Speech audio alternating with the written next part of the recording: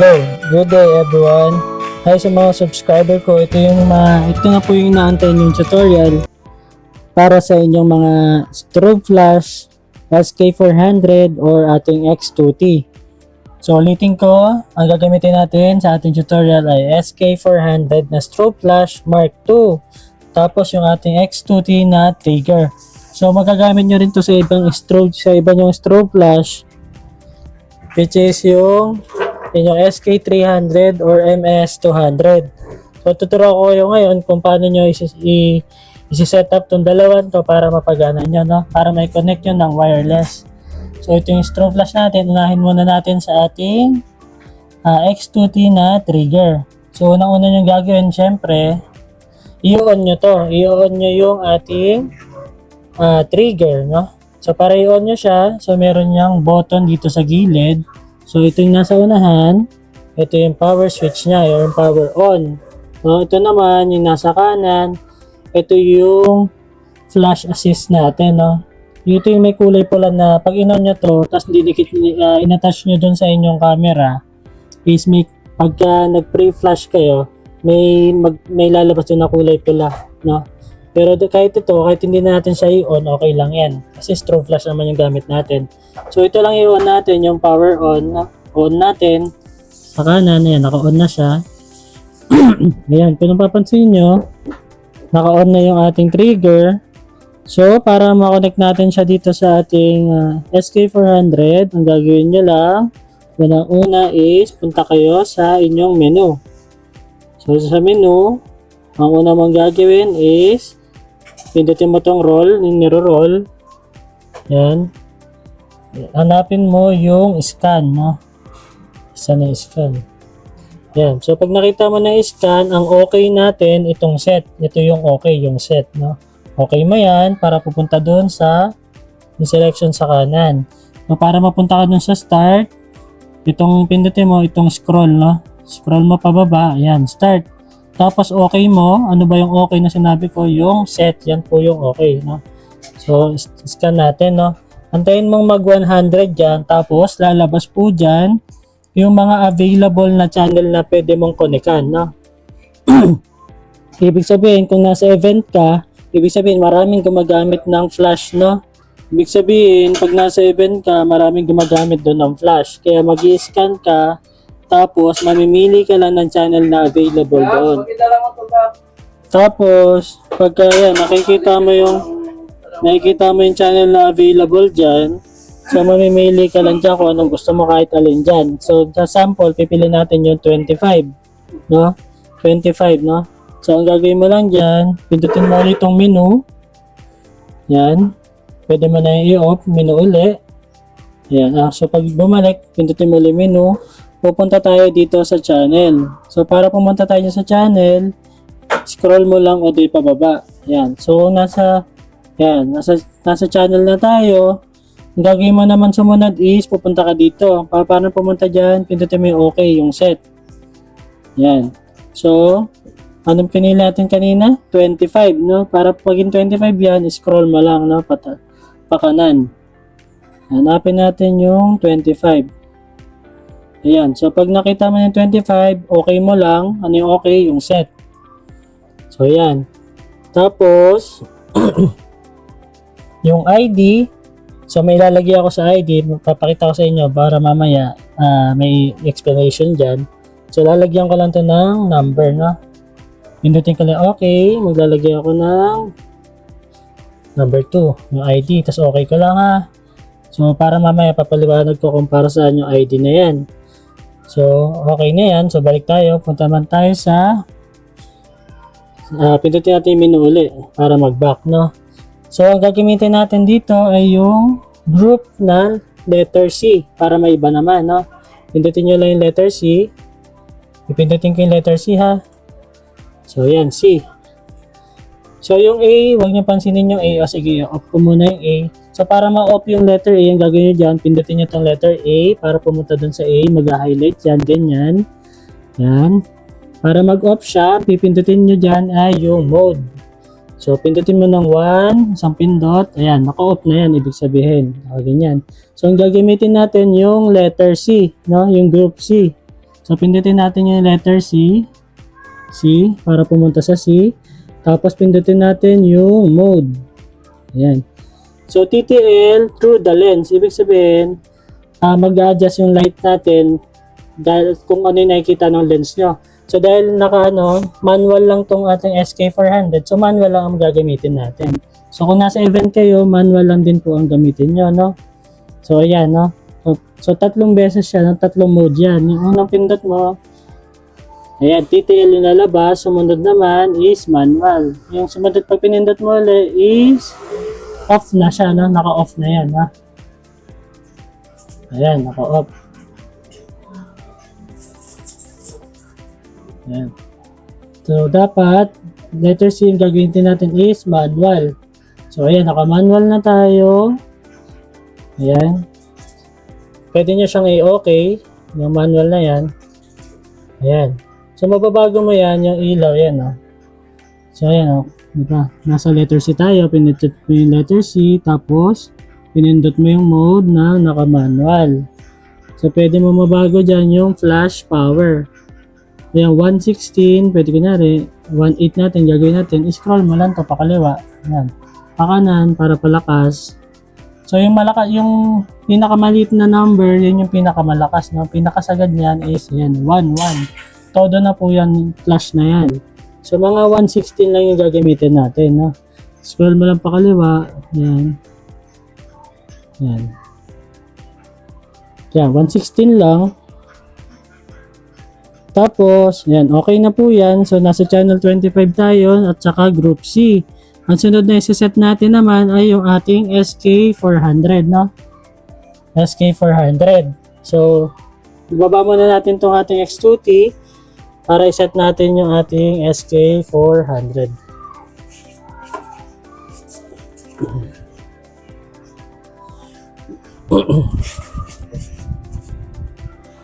So, ito po yung ating SK400, no?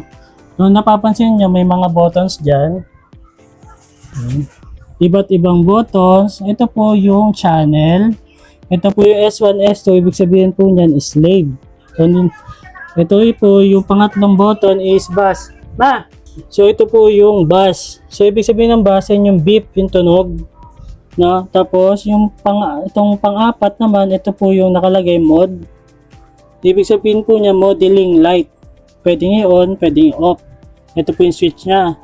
Tapos ito yung pang-test ng ating flash, no? So, i-on na natin.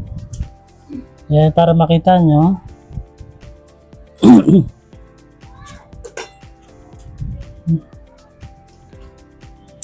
Ayan, i-on na natin. So, una-una, pag binuksan nyo yung inyong ayan. So, i-on na natin. So, pag binuksan yung strobe flash nyo, ganyan ang una nyo makikita. Ganyan yung makikita nyo sa LCD. Ito yung wireless na connection, yung Wi-Fi. Tapos, ito yung slave na tinatawag. Ito yung S1, S2 slave. Tapos, ito naman yung channel. Itong makikita nyo, may CH, tas number 12. Channel 12 po yan, ibig sabihin yan. Tapos, ito naman po yung group, no? Sa group. Yan, group. So, dito sa X2T natin, anong ginamit natin? So, gumamit tayo ng ilabag ko lang.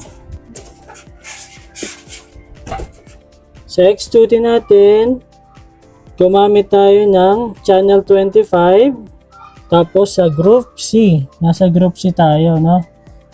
So, dapat parehas lang din ang gagamitin natin.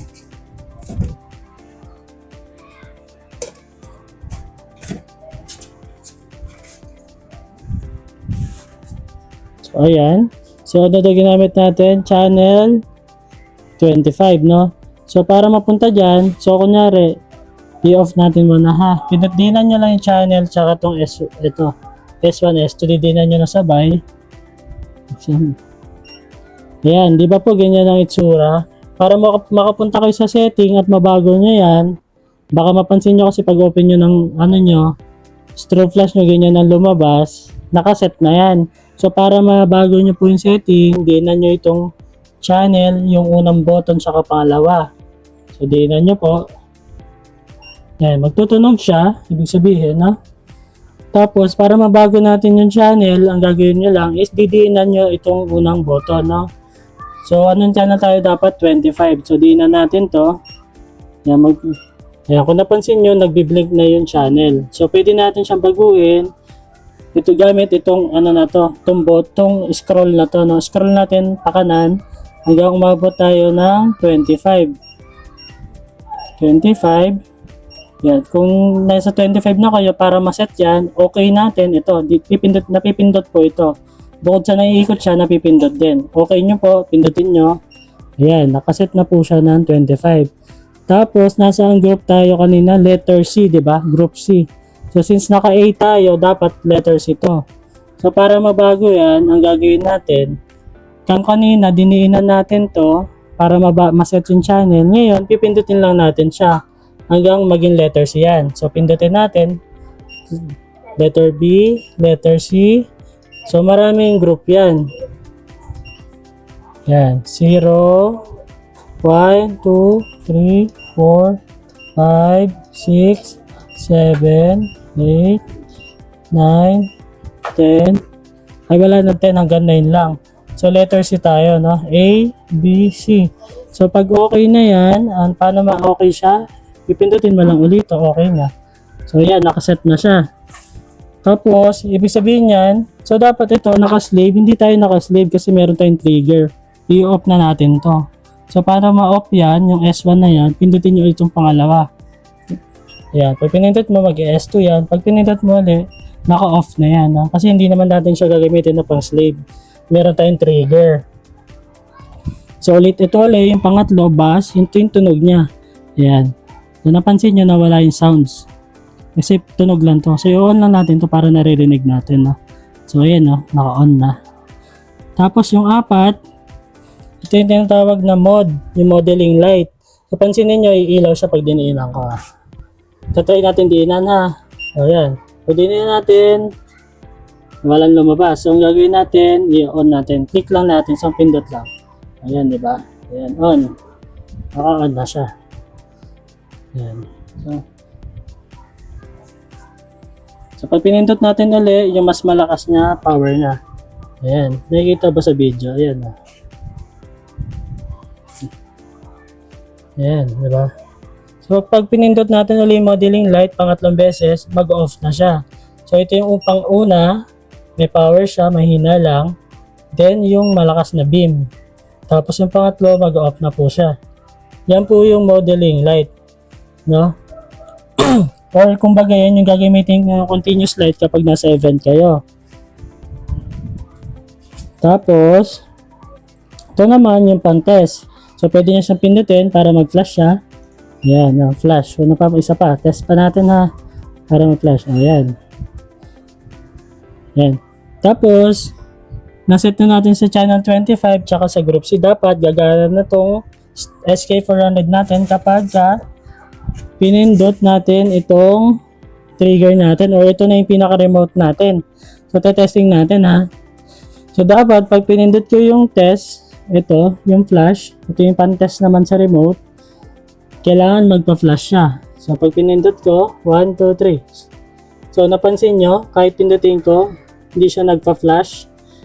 Ibig sabihin, double check natin, sama yung channel natin, 25, tapos yung group natin, letter C. Ibig sabihin, may mali sa setting natin.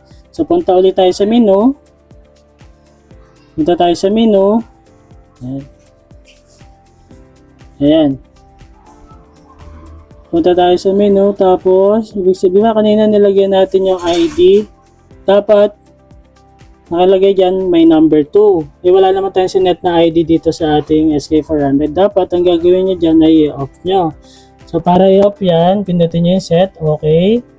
Tapos, punta kayo sa kaliwa, para ma-off. Hanapin nyo yung off. Ayan. Off nyo yan, tapos okay nyo ulit. Set. Ayan. Tapos, balik na tayo ulit sa letter C. Para bumalik tayo. Ay, menu na lang. Menu pala.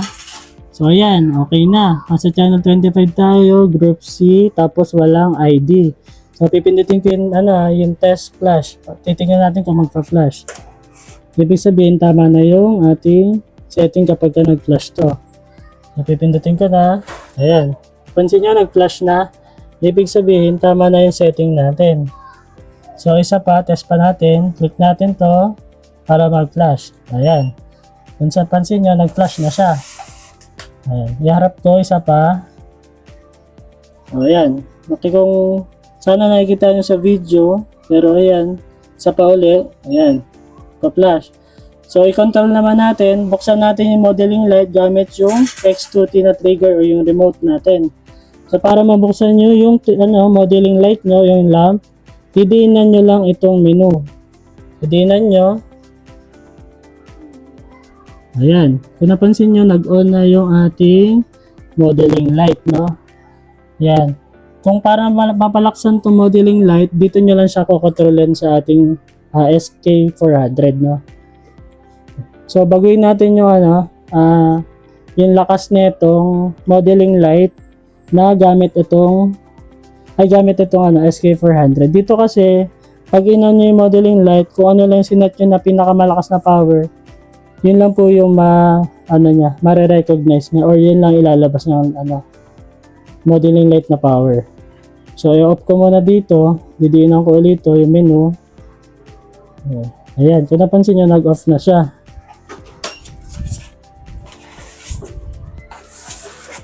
So, turuan ko kayo paano mag-set ng modeling light dito. So, ito yung modeling light natin, di ba? So, ipindutin ko lang muna. Ayan. So, kung napapansin nyo, naka-off siya. Kasi naka-off yung modeling light natin. Ayan. So, kapag pinindot ko ng isang beses, ayan. So, una, naka-off siya. Pag pinindot mo yan, ayan, nalalaksan mo siya. Meron siyang konti lang. Tapos, kapag pinindot mo ulit, pangatlo, ito, makikita mo yung power ng modeling light mo. Para ma-set mo yan, yung modeling light na yan, pindutin mo lang itong knob na to, itong scroll natin, no? Yan. Mababago mo na yung power ng modeling light. Pindutin natin ulit. Yan, 75%, 80%. Kung napapansin nyo, lumalakas. Yan, hinaan natin, 85, 80, 40%, 35. Pansin nyo, mahina na yung ilaw. Ito. Ayan. Ayan, ito na lalaksan natin. Ayan.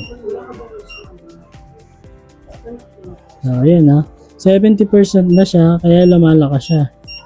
Ayan. So, normally, ginagamit natin is nasa 85% lang, no? Yung modeling light natin, no? Tapos, okay nyo lang para maging okay. Di ba, nag-blink yan? I-okay nyo pa para ma-set na siya. Ayan. Okay na po yan, no? Ayan. Ayan.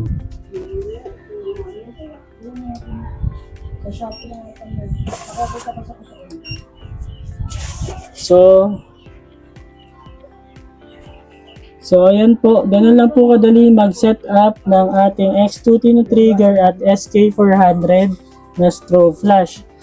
So ito na yung gagamitin natin sa photobooth natin. So kung may mga tanong po kayo, i-comment na lang po sa comment section.